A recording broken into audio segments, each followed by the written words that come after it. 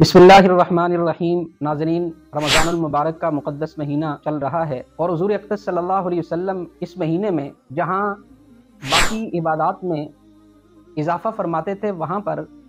آپ علیہ الصلوۃ والسلام کی ایک اہم ترین عبادت اللہ کے راستے میں خرچ کرنے والی ہوتی تھی۔ حضرت ابن عباس رضی اللہ تعالیٰ عنہ فرماتے ہیں ان النبی صلی اللہ علیہ وسلم اجود الناس بالخیر، کہ رسول اللہ صلی اللہ علیہ وسلم تمام لوگوں سے زیادہ سخاوت کرنے والے اور اللہ کے راستے میں خرچ کرنے والے تھے۔ لیکن جب رمضان کا مہینہ آتا تو آپ علیہ الصلوۃ والسلام کی سخاوت اور اللہ کے راستے میں خرچ کرنے والی عبادت پہلے سے بہت زیادہ بڑھ جاتی، اور فرمایا کہ کان اجود الناس بالخیر، آپ علیہ الصلوۃ والسلام بہت زیادہ سخاوت کرنے والے ہوتے تھے، اور اتنی زیادہ رمضان کے اندر سخاوت کرتے تھے کہ تیز آندھی اتنی تیزی سے نہیں چلتی جتنے تیزی سے رمضان میں حضور کے ہاتھ اللہ کے راستے میں خرچ کرنے پہ چلتے تھے۔ تو حضور علیہ الصلوۃ والسلام کی سنت کی اقتدا کرتے ہوئے ہمیں بھی چاہیے کہ رمضان کے مہینے میں زیادہ سے زیادہ اللہ کے راستے میں خرچ کرتے ہیں، اور اللہ کے راستے میں خرچ کرنے میں سب سے عام ترین بات، اللہ نے جو خرچ کرنا ہمارے اوپر لازم قرار دیا ہے، جس کو زکوٰۃ کہا جاتا ہے، شریعت نے ہمارے مالوں کے اوپر جو زکوٰۃ لازم کی ہے، ہمیں چاہیے کہ سب سے پہلے اپنے مالوں کی زکوٰۃ کا حساب لگا کر وہ زکوٰۃ جو ہے وہ ادا کریں۔ زکوٰۃ ادا کرنا انسان کے اپنے فائدے کے لیے، آخرت کے مفاد کے علاوہ دنیا کا بھی انسان کو زکوٰۃ ادا کرنے میں فائدہ ہے، اور آخرت کا فائدہ تو ہے ہی ہے۔ زکوٰۃ اسلام کا اہم ترین رکن ہے، جیسے نماز فرض ہے ایسے ہی زکوٰۃ بھی فرض ہے۔ قرآن کریم میں اللہ تبارک و تعالیٰ نے تقریباً 82 مقامات پر نماز اور زکوٰۃ کا اکٹھے ذکر کیا۔ اقیموا الصلاۃ وآتوا الزکاۃ، نماز قائم کرو، زکوٰۃ ادا کرو۔ نماز قائم کرنے سے انسان کا جسم پاک ہوتا ہے، اور زکوٰۃ ادا کرنے سے انسان کا مال پاک ہو جاتا ہے۔ اور پھر رسول اللہ صلی اللہ علیہ وسلم نے ایک روایت میں فرمایا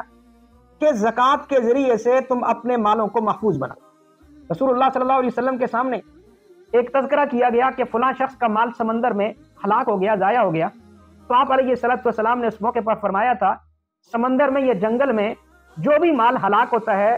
اس کی ہلاکت کا سبب یہ ہوتا ہے کہ مال کی زکوٰۃ ادا نہیں کی ہوتی، اس لیے تم اپنے مالوں کو زکوٰۃ کے ذریعے سے محفوظ کیا کر۔ تو سب سے پہلی بات، دنیا کے اندر زکوٰۃ ادا کرنا مال کی حفاظت کا ذریعہ ہے۔ زکوٰۃ ادا کرنا مالوں کو پاک کرنے کا ذریعہ ہے۔ زکوٰۃ ادا کرنا مالوں کی برکت کا ذریعہ ہے۔ فرمایا کہ جو زکوٰۃ تم ادا کرتے ہو، اللہ تبارک و تعالیٰ کے ہاں تمہارا مال اس سے کم نہیں ہوتا، بلکہ زکوٰۃ ادا کرنے سے مال بڑھتا ہے۔ اور اگر کوئی انسان زکوٰۃ ادا نہیں کرتا تو زکوٰۃ کی عدم ادائیگی انسان کی دنیا اور آخرت کی تباہی اور بربادی کا ذریعہ۔ رسول اللہ صلی اللہ علیہ وسلم نے فرمایا، ما خالطت الزکاۃ مالا الا واہلکتہ،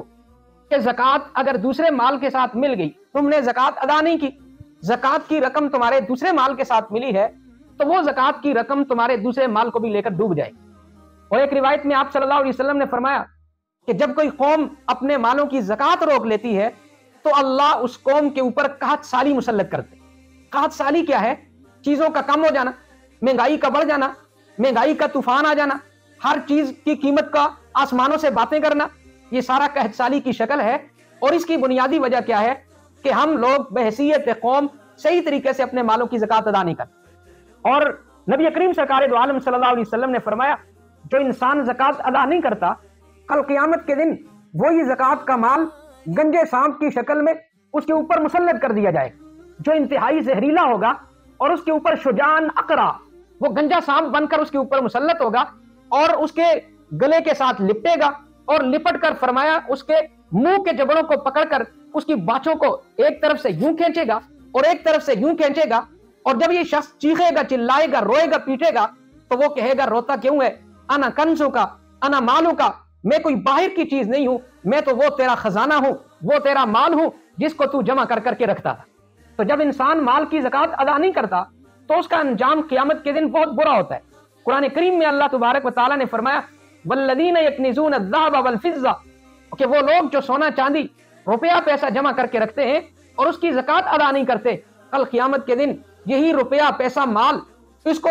لوہے کے پتھروں میں کنورٹ کر کے جہنم کی آگ کے اندر اس کو گرم کیا جائے گا، اور سرخ پترے اس کے پہلو پر اس کی پیشانی پر، اس کے جسم پر لگائے جائیں گے، اور جب یہ اچھلے گا، کودے گا، کہے گا یہ کیا ہو رہا ہے؟ اللہ فرمائیں گے یہ تیرا وہ مال ہے جس کو تو نے جمع کیا تھا، آج اپنے اس مال کی زکات ادا نہ کرنے کا مزہ اس جہان میں چکھ لے۔ تو انسان جب اپنے مالوں کی زکات ادا نہیں کرتا، دنیا میں بھی تباہی آتی ہے، معاشرے کے اندر بھی تباہی آتی ہے، معاشرے میں عدم استحکام ہوتا ہے، اور اس کے ساتھ ساتھ انسان اپنی قبر اور آخرت کو بھی خراب کرتا ہے، تباہ و برباد کرتا ہے۔ اپنی دنیاوی اعتبار سے اپنے آپ کو مستحکم کرنے کے لیے، معاشرے کو مستحکم کرنے کے لیے، اور اللہ کے عذاب سے بچنے کے لیے، اللہ کے احکام کو پورا کرنے کے لیے ہمیں چاہیے اپنے مالوں کا حساب لگا کر جتنی زکات بنتی ہے، خاص طور پہ یہ مقدس مہینہ چل رہا ہے، اپنے آپ کو بھی پاک کیجئے، اپنے مالوں کو بھی پاک کیجئے، اور جتنی زکات بنتی ہے اپنے مالوں کی زکات ادا کیجئے۔ اللہ ہمیں سمجھنے کی، عمل کرنے کی توفیق عطا فرمائے۔